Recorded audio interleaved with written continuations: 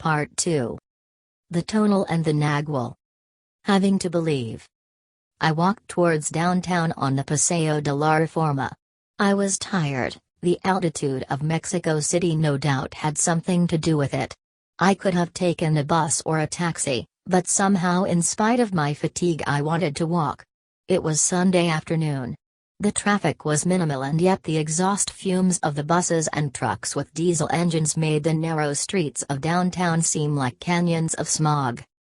I arrived at the Zocalo and noticed that the Cathedral of Mexico City seemed to be more slanted than the last time I had seen it. I stepped a few feet inside the enormous halls. A cynical thought crossed my mind. From there I headed for the Laguna Market. I had no definite purpose in mind. I walked aimlessly but at a good pace, without looking at anything in particular. I ended up at the stands of old coins and second-hand books. "Hello, hello. Look who's here," someone said, tapping me lightly on the shoulder. The voice and the touch made me jump. I quickly turned to my right. My mouth opened in surprise. The person who had spoken to me was Don Juan. "My God, Don Juan!" I exclaimed, and a shiver shook my body from head to toe. "What are you doing here?"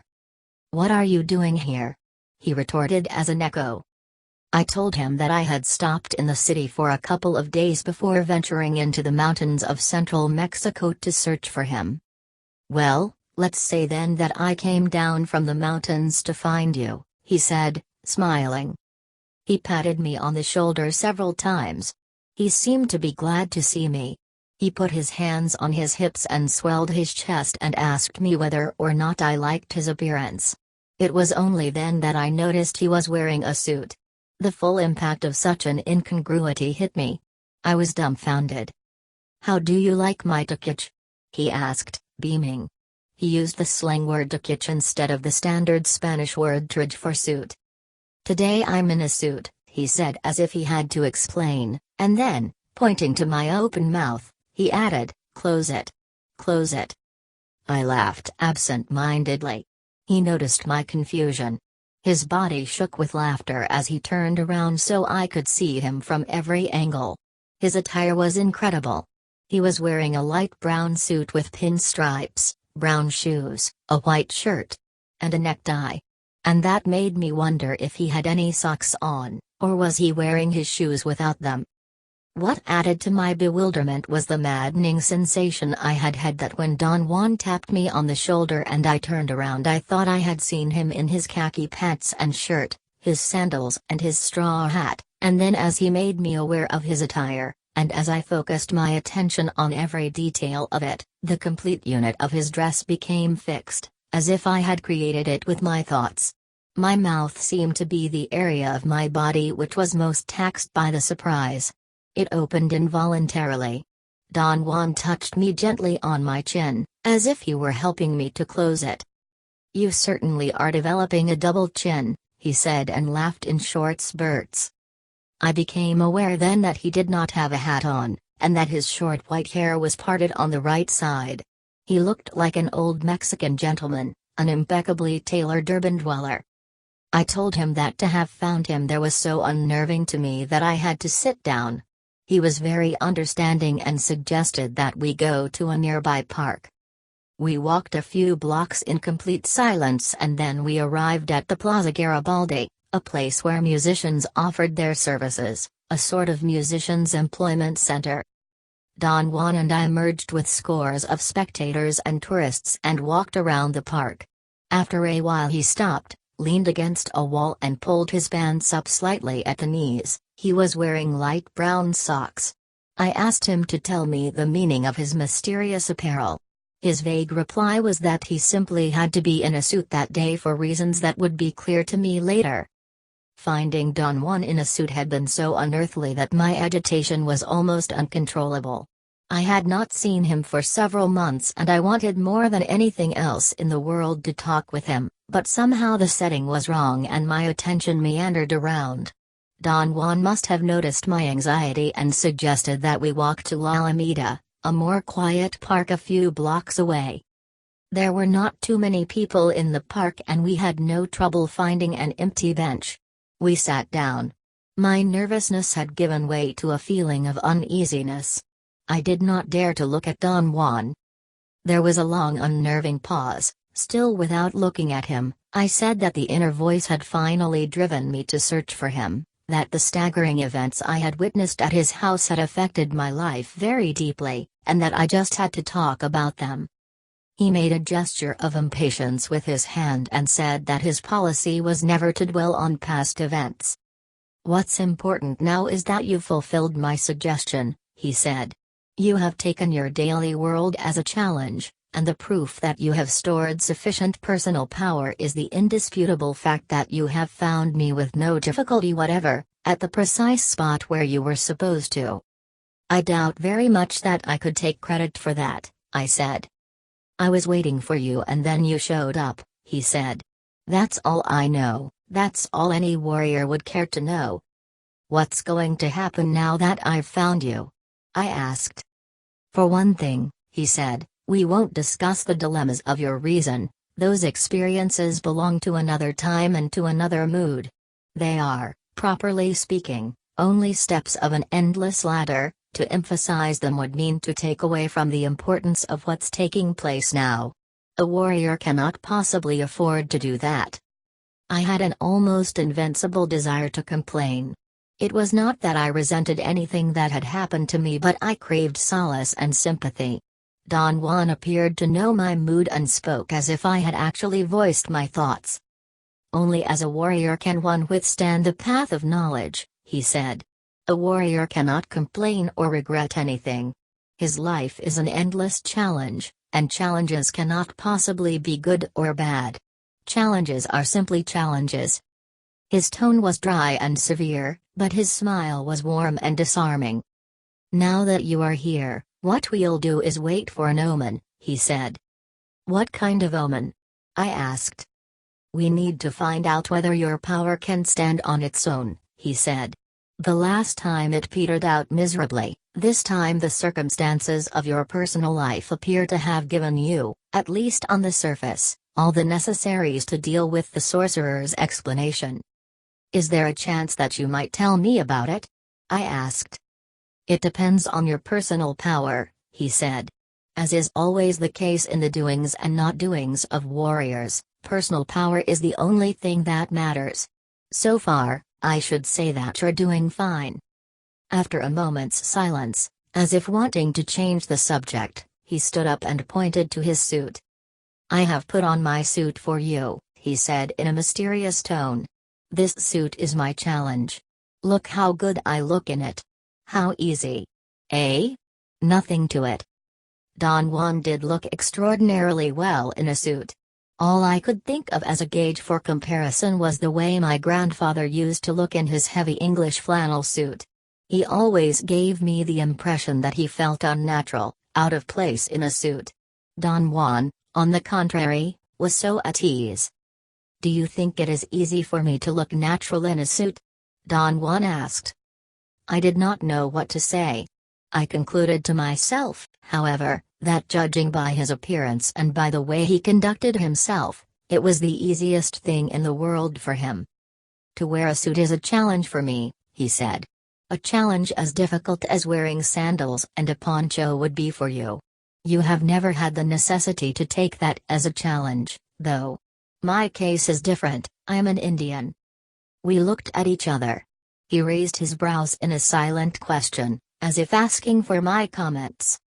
"The basic difference between an ordinary man and a warrior is that a warrior takes everything as a challenge," he went on, "while an ordinary man takes everything either as a blessing or as a curse.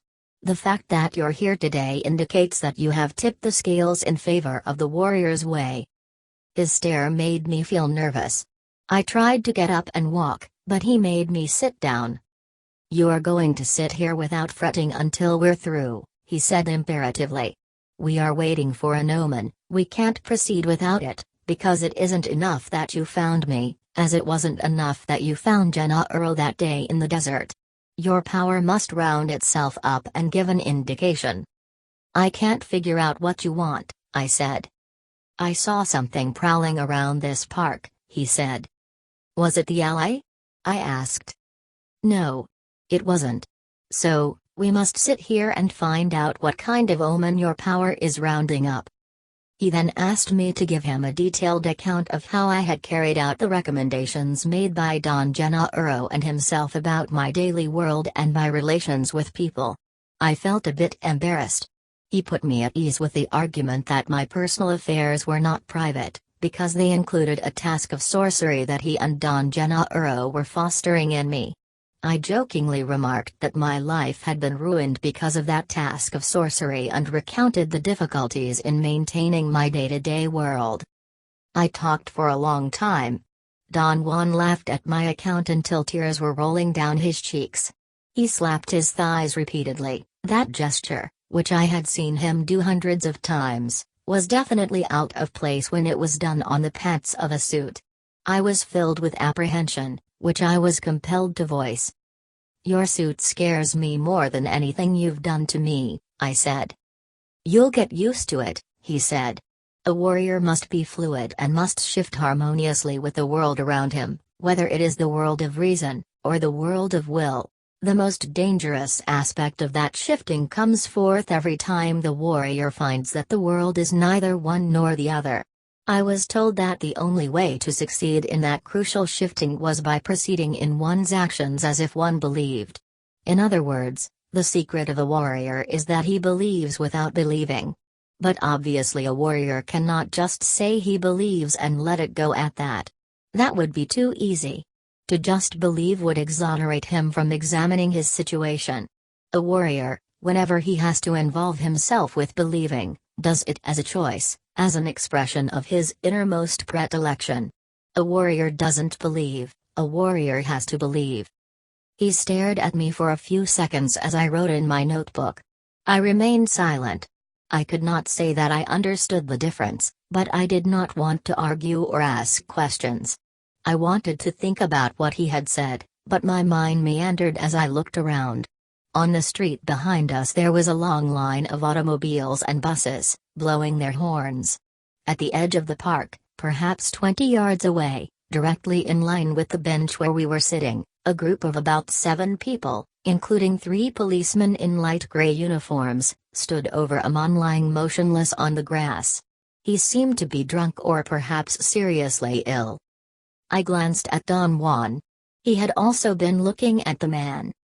I told him that for some reason I was incapable of clarifying by myself what he had just said to me. "I don't want to ask questions anymore," I said. "But if I don't ask you to explain, I don't understand. Not to ask questions is very abnormal for me." "Please, be normal, by all means," he said with feigned seriousness. I say that I did not understand the difference between believing and having to believe. To me both were the same. To conceive that the statements were different was splitting hairs. "Remember the story you once told me about your friend and her cats?" he asked casually. He looked up at the sky and leaned back against the bench, stretching his legs. He put his hands behind his head and contracted the muscles of his whole body. As it always happens, his bones made a loud cracking sound. He was referring to a story I had once told him about a friend of mine who found 2 kittens, almost dead, inside a dryer in a laundromat. She revived them and through excellent nourishment and care groomed them into 2 gigantic cats, a black one and a reddish one.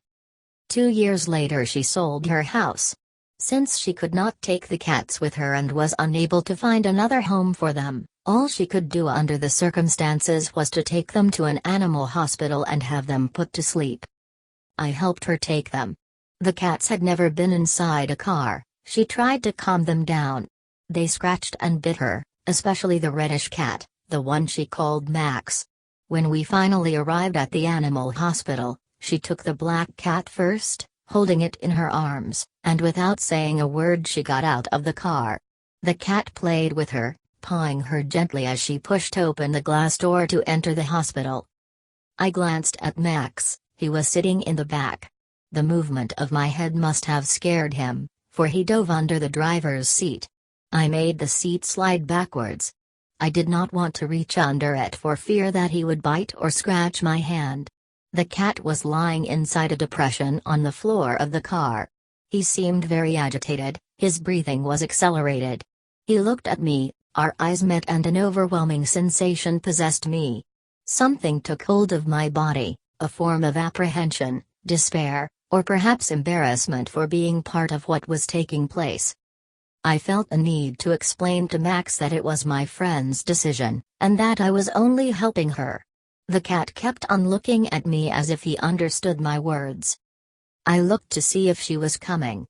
I could see her through the glass door. She was talking to the receptionist. My body felt a strange jolt, and automatically I opened the door of my car. "Run, Max, run," I said to the cat. He jumped out of the car, dashed across the street with his body close to the ground, like a true feline. The opposite side of the street was empty, there were no cars parked, and I could see Max running down the street along the gutter. He reached the corner of a big boulevard and then dove through the storm drain into the sewer. My friend came back. I told her that Max had left. She got into the car and we drove away without saying a single word. In the months that followed, the incident became a symbol to me. I fancied, or perhaps I saw, a weird flicker in Max's eyes when he looked at me before jumping out of the car. And I believed that for an instant that castrated, overweight, and useless pet became a cat. I told Don Juan that I was convinced that when Max had run across the street and plunged into the sewer, his cat spirit was impeccable, and that perhaps at no other time in his life was his catness so evident. The impression that the incident left on me was unforgettable. I told the story to all of my friends. After telling it and retelling it, my identification with the cat became quite pleasurable. I thought myself to be like Max, overindulgent, domesticated in many ways, and yet I could not help thinking that there was always the possibility of one moment in which the spirit of man might take over my whole being, just like the spirit of catness took over Max's bloated and useless body. Don Juan had liked the story and had made some casual comments about it. He had said that it was not so difficult to let the spirit of man flow and take over. To sustain it, however, was something that only a warrior could do. "What about the story of the cats?" I asked. "You told me you believed that you're taking your chances, like Max," he said. "I do believe that. What I've been trying to tell you is that as a warrior you cannot just believe this and let it go at that. With Max, having to believe means that you accept the fact that his escape might have been a useless outburst. He might have jumped into the sewer and died instantly. He might have drowned or starved to death, or he might have been eaten by rats. A warrior considers all those possibilities and then chooses to believe in accordance with his innermost predilection. As a warrior you have to believe that Max made it, that he not only escaped but that he sustained his power. You have to believe it. Let's say that without that belief you have nothing." The distinction became very clear. I thought I really had chosen to believe that Max had survived, knowing that he was handicapped by a lifetime of soft and pampered living. "Believing is a cinch," Don Juan went on. "Having to believe is something else. In this case, for instance, power gave you a splendid lesson, but you chose to use only part of it. If you have to believe, however, you must use all the event." "I see what you mean," I said. My mind was in a state of clarity and I thought I was grasping his concepts with no effort at all. "I'm afraid you still don't understand," he said, almost whispering. He stared at me. I held his look for a moment. "What about the other cat?" he asked. The other cat?" I repeated involuntarily. I had forgotten about it. My symbol had rotated around Max. The other cat was of no consequence to me. "But he is," Don Juan exclaimed when I voiced my thoughts. "Having to believe means that you have to also account for the other cat. The one that went playfully licking the hands that were carrying him to his doom. That was the cat that went to his death trustingly, filled with his cat's judgments. You think you're like Max, therefore you have forgotten about the other cat. You don't even know his name. Having to believe means that you must consider everything, And before deciding that you are like Max, you must consider that you may be like the other cat. Instead of running for your life and taking your chances, you may be going to your doom happily, filled with your judgments." There was an intriguing sadness in his words, or perhaps the sadness was mine. We remained quiet for a long time. Never had it crossed my mind that I might be like the other cat. The thought was very distressing to me. A mild commotion and the muffled sound of voices suddenly forced me out of my mental deliberations. Policemen were dispersing. Some people gathered around the man lying on the grass.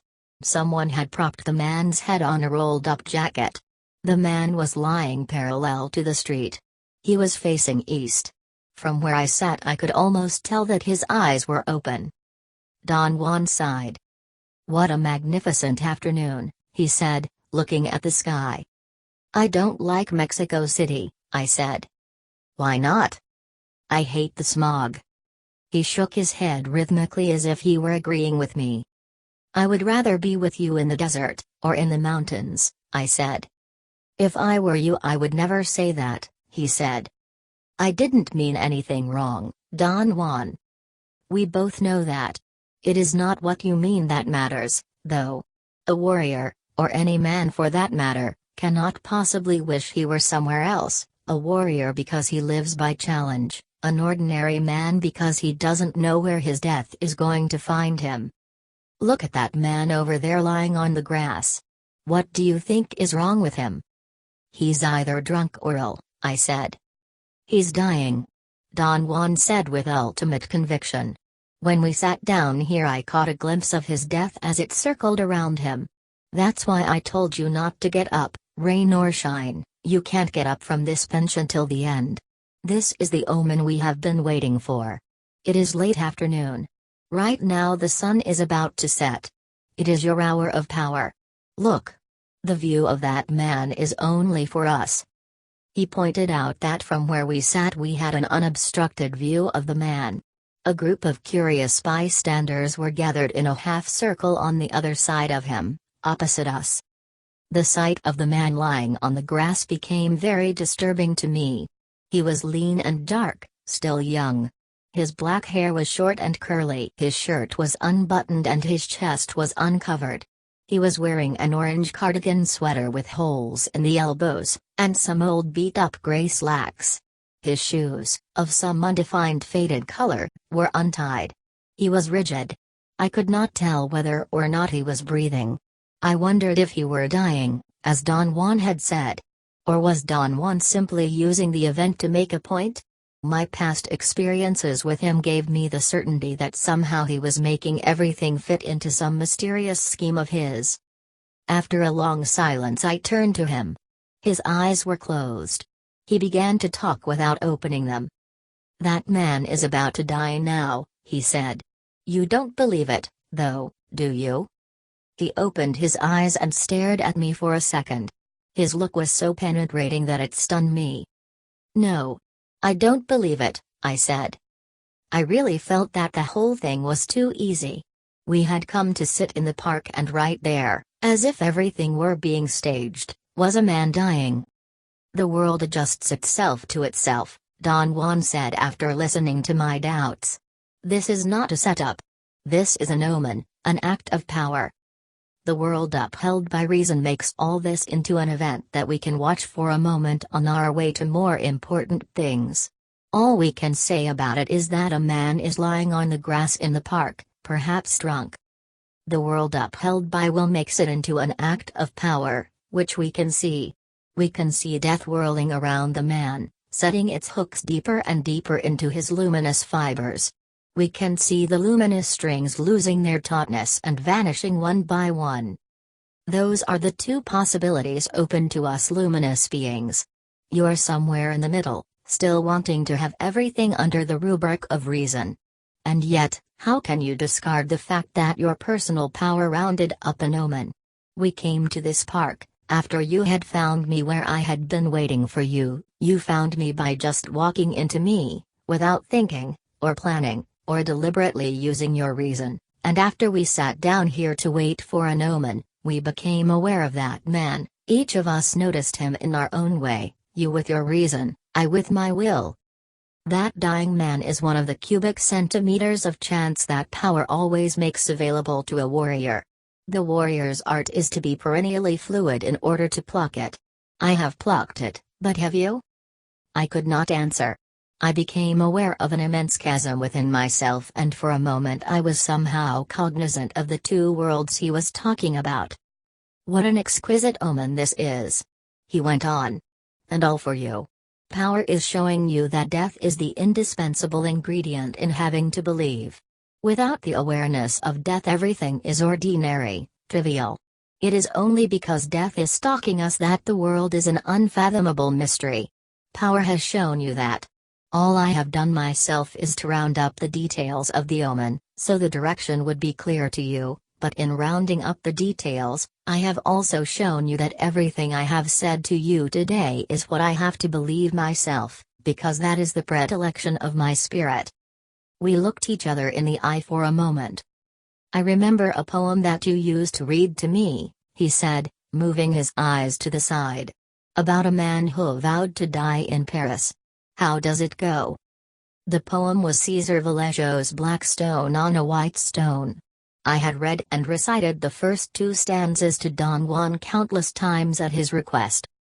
I will die in Paris while it rains. On a day which I already remember. I will die in Paris, and I do not run away. Perhaps in the autumn, on a Thursday, as it is today. It will be a Thursday, because today.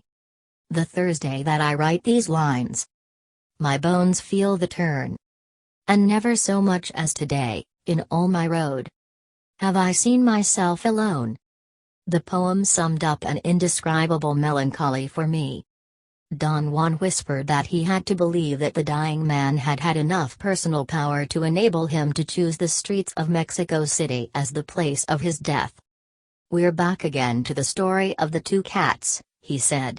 We have to believe that Max became aware of what was stalking him and, like that man over there, had enough power at least to choose the place of his end. But then there was the other cat, just like there are other men whose death will encircle them while they are alone, unaware, staring at the walls and ceiling of an ugly barren room. That man, on the other hand, is dying where he has always lived, in the streets. 3 policemen are his guards of honor. And as he fades away, his eyes will catch a last glimpse of the lights in the stores across the street, the cars, the trees, the throngs of people milling around, and his ears will be flooded for the last time with the sounds of traffic and the voices of men and women as they walk by. So you see, without an awareness of the presence of our death there is no power, no mystery. I stared at the man for a long time. He was motionless. Perhaps he was dead. But my disbelief did not matter any longer. Don Juan was right. Having to believe that the world is mysterious and unfathomable was the expression of a warrior's innermost predilection. Without it he had nothing.